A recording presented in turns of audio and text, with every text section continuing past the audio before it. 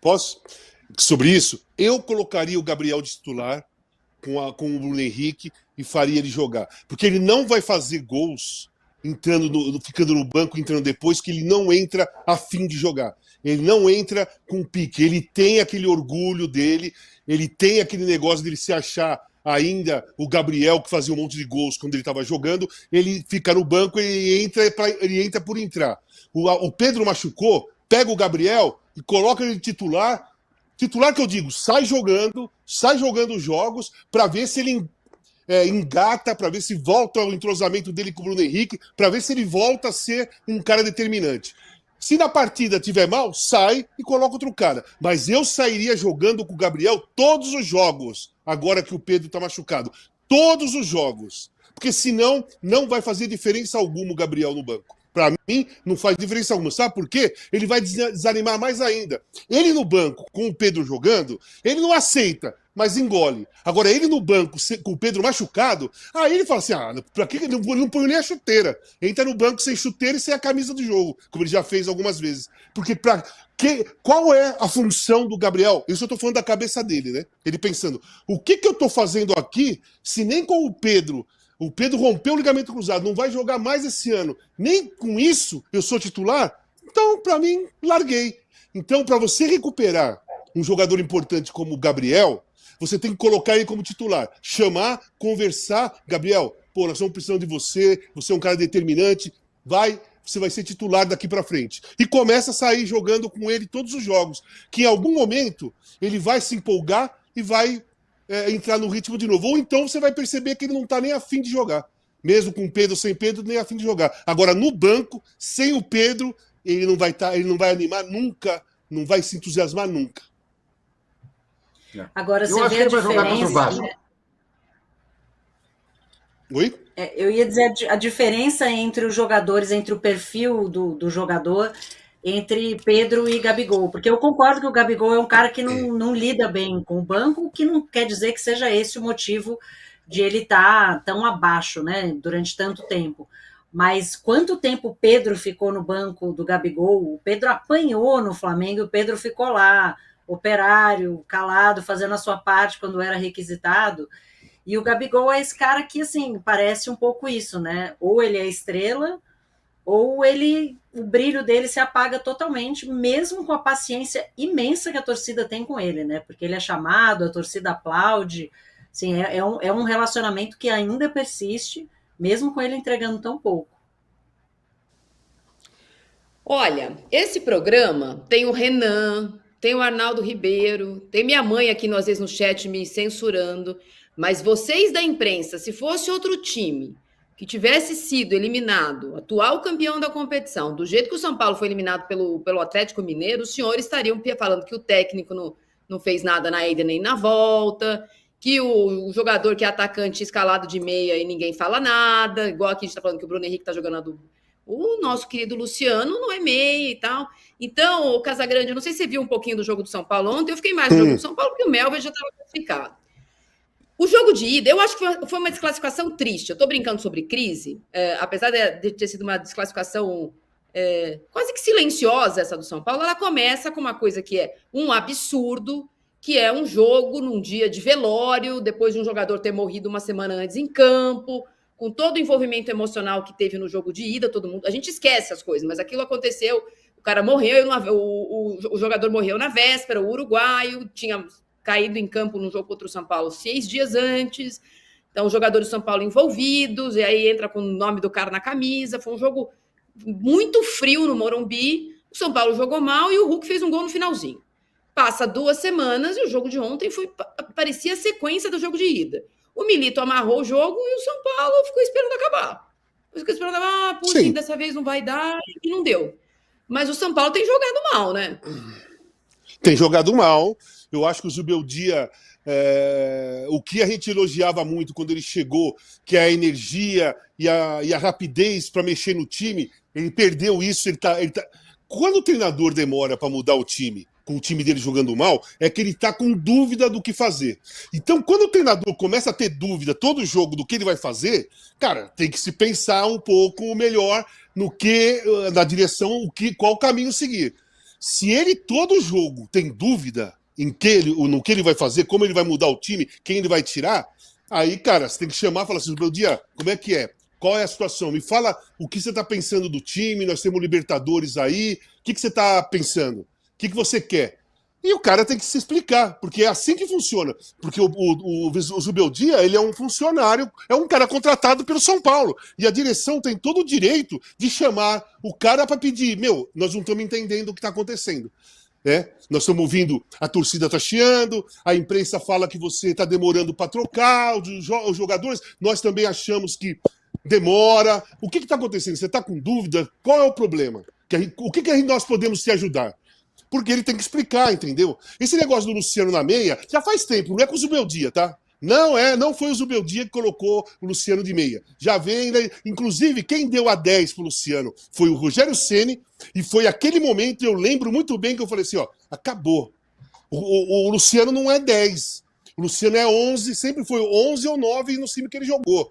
Ele não é um 10. Aí tem cara que é assim. O Gabriel foi diferente, mas é assim, você dá 10 pro cara, o cara é centroavante, aí você dá 10 pro cara, o cara se acha um meia. E aí ele começa a voltar para buscar jogo, para tocar. O Luciano, quando ele volta para buscar jogo, é uma lentidão absurda. E ele domina a bola, olha e toca pro lado. Ele nunca gira e vai na direção do gol para chamar uma tabela. Ele nunca é agudo. Ele vai buscar a bola no pé do volante e toca pro outro volante. Aí ele busca a bola no outro volante e toca pro outro lateral.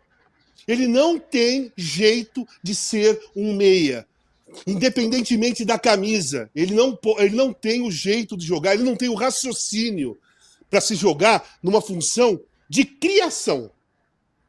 Os momentos bons do Luciano é quando ele entra na área, a bola sobra, ele dá uma pancada, ele sofre pênalti, ele sofre falta, ele chuta bem de fora da área, ele é inteligente dentro da área, enfim, esse é o Luciano. Ele não tem que ir lá no meio-campo buscar jogo, porque está matando o São Paulo isso. O que eu falei, por exemplo, do Paquetá na seleção brasileira, que eu acho que o Paquetá empaca o meio-campo da seleção, quando chega no Paquetá, para o jogo, ele olha para um lado, ele olha para o outro, gira o corpo, gira para cá e toca para o Arana, ou toca para o Gabriel Magalhães, ou devolve para o André, a bola vai lá atrás. O Luciano faz a mesma coisa no meio-campo e ataque do São Paulo, quando ele vem buscar a bola lá atrás. Ele empaca, ele quebra a velocidade da jogada. E a velocidade que eu estou falando, porque ele é assim, comparação com o Paquetá, não estou comparando qualidade, mas assim, a mesma coisa. O Luciano, ele não tem raciocínio rápido, jogando de costa pro gol. Ele não tem o raciocínio rápido, ele só tem lá perto da área. Porque aí ele raciocina, ele sabe o espaço, ele gira para um lado, gira para o outro, acaba batendo. Lá no meio-campo, como ele não tem o jeito de jogar de meia, ele fica lento. O raciocínio dele é lento. A passada dele é lenta. Ele não acelera o jogo empaca mesmo. Então, cara, isso aí tá muito nítido pra mim, tá? Então tem que se sentar lá e falar, cara, o Zubeldia tem que montar um meio-campo diferente. Você tem que colocar. Ou coloca o Luciano numa posição que realmente ele pode decidir o jogo, definir a partida, ou tira. Entendeu? Ou tira. Porque não tem jeito de jogar naquele meio-campo, não tem jeito de vir buscar jogo no meio-campo. Sabe, isso aí faz tempo que eu tô vendo no São Paulo, mas como ganhava um jogo, ganhava outro, ele fazia um gol decisivo, sempre lá perto da área. Mas quando ele começa a ir para o meio, o São Paulo está muito lento, o São Paulo demora para passar do meio campo, o São Paulo está perdendo a velocidade da jogada, o raciocínio do meio campo não está rápido, está lento. E quando eu falo rápido, não é sair em velocidade, não é essa velocidade que eu estou falando, é a velocidade do raciocínio. A bola chegar no cara, o cara já dá o tapa pro lateral que está saindo, ou pro centroavante que veio buscar, já passa, pede a tabela. Velocidade na bola. Velocidade de raciocínio e velocidade na bola. Não é velocidade do cara ser veloz. O São Paulo perdeu essa velocidade. Só o Lucas. O Lucas pega a bola e tenta. Ele é incisivo, ele vai direto, ele tenta fazer a jogada em velocidade. Velocidade com raciocínio rápido e com velocidade na bola. Mas o time não acompanha, muitas vezes. Ele tem que mudar o meio-campo. O meio-campo do São Paulo não está criativo. O meio-campo do São Paulo está igual com o meio-campo da seleção brasileira. É a mesma coisa. Não tem criatividade no meio. Aí não tem Caleri que decida. Aí não tem ninguém que decida. Se não tem criação, não tem ninguém que vai decidir. É um chute ou outro, uma bola que sobra na área, um cruzamento, essas coisas. Isso aí é muito pouco. É muito pouco para um time que queria se classificar na Copa do Brasil, que quer se classificar na Libertadores ou que quer pegar uma vaga na Libertadores no campeonato. É muito pouco ter raciocínio lento, um meio-campo empacado e sem criação para os atacantes, ou para os meias, ou para os laterais que passam. Eu vejo assim o São Paulo. Eu não vejo o São Paulo agressivo. Eu não vejo o São Paulo criar medo. Eu não vejo o adversário ficar assustado quando o São Paulo vem para cima. Eu não vejo. E eu concordo com você, Marília, que aquele jogo o primeiro jogo contra o Atlético não deveria ter acontecido. O esquerdo morreu um dia antes do jogo. Na semana anterior, ele caiu praticamente morto no campo. É ali. A imagem que os jogadores do São Paulo tinham naquele dia contra o Atlético. Foi um jogo triste. Eu duvido que os caras em campo, aquele que não. Então, você olhava para o campo e não imaginava tudo o que aconteceu. O cara morreu, o cara não é que estava no hospital. Assim. Então, aquele jogo foi um jogo tristíssimo. Olha, aquele jogo, além de ter sido muito difícil, naquela semana, acho que você estava aqui, Casão, no dia que a gente falou sobre isso, 20 anos depois, o Renan, nosso companheiro aqui, que é jogador do São Paulo, chorou aqui, lembrando o que aconteceu. Exatamente. Os caras jogaram uma semana depois, tendo passado a semana toda indo no Einstein, visitar a família, ajudar com dinheiro. Aquele jogo... A torcida muda, a torcida do São Paulo que participa tanto, a torcida muda no jogo, foi um jogo estranho. Então, aquele jogo foi tristíssimo emocionalmente. Ontem foi tristíssimo tecnicamente. O São Paulo, então, vamos resumir? A gente fala, o jogador tem que ter alegria. O São Paulo tá triste. Triste emocionalmente no primeiro jogo com o Atlético e triste tecnicamente no segundo. O futebol de São Paulo é triste. Foi triste e é triste. Eu acho. A gente recebeu 2 superchats aqui, Renato. Um, o Igor falando... me parabenizando por ter lembrado do fato. As coisas aqui, elas se atropelam tanto. A gente fala, aconteceu, já parece que faz um ano que aconteceu. Não, faz 15 dias que isso aconteceu. Obrigada, Igor, pelo superchat. E também o Edson mandou um superchat dizendo que sobre a partida do São Paulo, é impressionante como a mídia, como um todo, fez vista grossa para o pênalti em cima do Lucas. Achei que era em cima do Caleri, é tanto pênalti que acharam ontem. E se fosse contra o Flamengo ou o Corinthians, era uma gritaria. Bom, acho que a expulsão do jogador no primeiro tempo é bastante questionável. Se o juiz tivesse expulsado, acho que sim. Como o juiz não expulsou, não acho que tem que chamar o VAR. Isso realmente eu não acho. Mas a expulsão no primeiro tempo podia condicionar a partida, sim. Ontem não acho que a arbitragem teve grande influência, mas concordo que a partida de ontem também talvez foi menos assistida. E para quem quer saber, Galo e São Paulo, sabe quantas câmeras tinha na MRV? Quantas câmeras para esse jogo e para o VAR desse jogo, Renato? Não 9 câmeras. Ideia, quantas câmeras tinha em Corinthians e Juventude? 23 câmeras. O VAR de um jogo não é igual ao VAR de um jogo. Vocês que amam essa jogos vão saber que passar a agulha no palheiro é mais fácil em alguns jogos do que em outros. É mais difícil. Aí não tem a câmera dali, não tem de cima, piscou, fez sombra. Tem tudo isso também envolvido quando a gente fala. E é bom a gente lembrar também, o Fortaleza está esperando até agora, já passaram as 48 horas. Eu não acho, viu, Marinho? Não acho que foi falta, nada disso. Marinho Saldanha, nosso anjo da guarda. Mas a CBF, depois do que aconteceu com o São Paulo na semana passada, que vai perder o prazo para pedir anulação da partida, porque o VAR não saiu logo depois, fez a mesma coisa agora com o Fortaleza. O Fortaleza tem direito de ouvir o VAR da quarta-feira. Vão postar esse VAR quando? Segunda, quando não dá mais tempo de reclamar?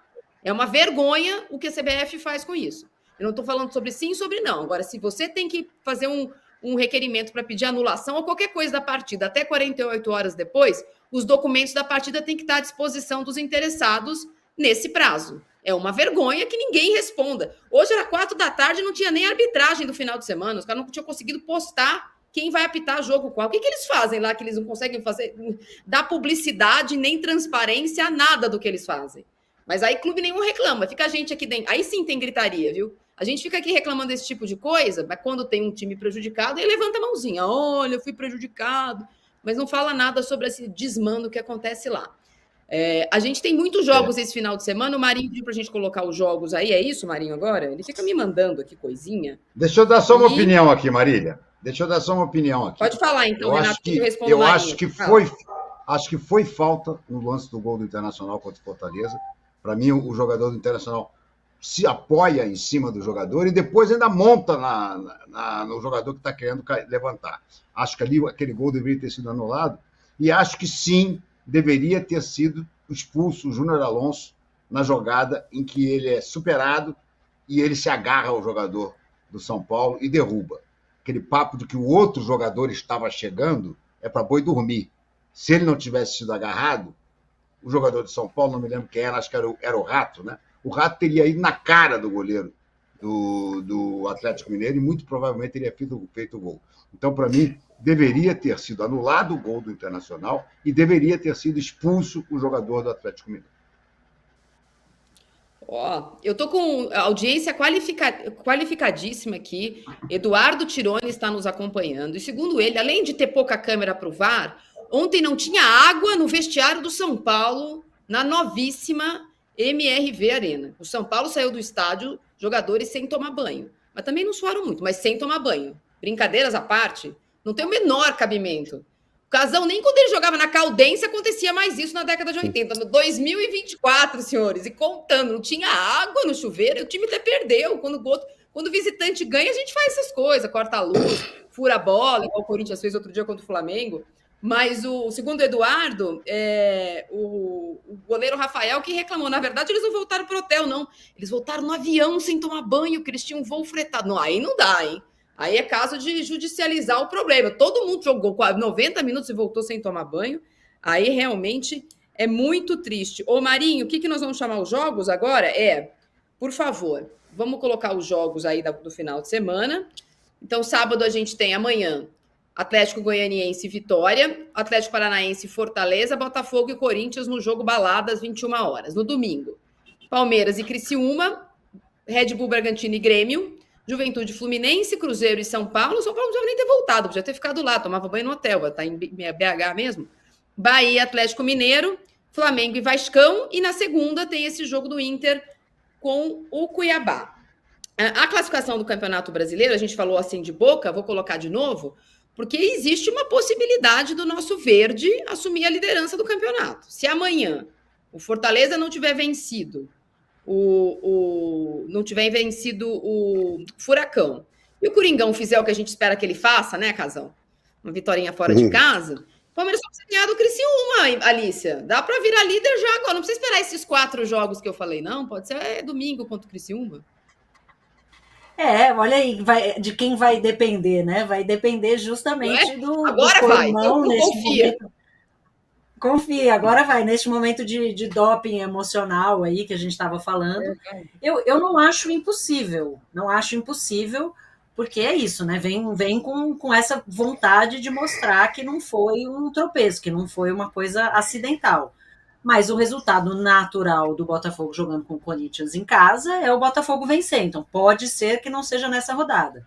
Mas a sequência que o Palmeiras tem pela frente, com essa folga de meio de semana, esse tempo para treinar, é o momento da virada. Né? O Palmeiras, o ano passado, foi um pouco mais tarde, mas o Palmeiras também foi até a semifinal da Libertadores. Então, agora precisa aproveitar esse momento de oscilação um pouco dos outros, né? Engraçado que a gente olha, se a gente sai um pouco do G4 e olha os últimos 5 jogos do pessoal ali do meio, o Vasco é um dos times com a melhor sequência. Nos últimos 5 jogos tem 3 vitórias e 2 empates. Então, é um pouco olhar quem está na ascendente, e eu concordo que o Fortaleza pode estar na ascendente, até porque o Fortaleza teve uma sequência ali de 10 jogos que era um pouco um ponto fora da curva. O natural é que isso se corrija em algum momento. Então, o Palmeiras tem uma boa oportunidade, mas talvez não seja nessa rodada, justamente porque o Botafogo joga em casa, ainda que o Corinthians chegue muito mais forte do que se esse jogo tivesse sido um mês atrás.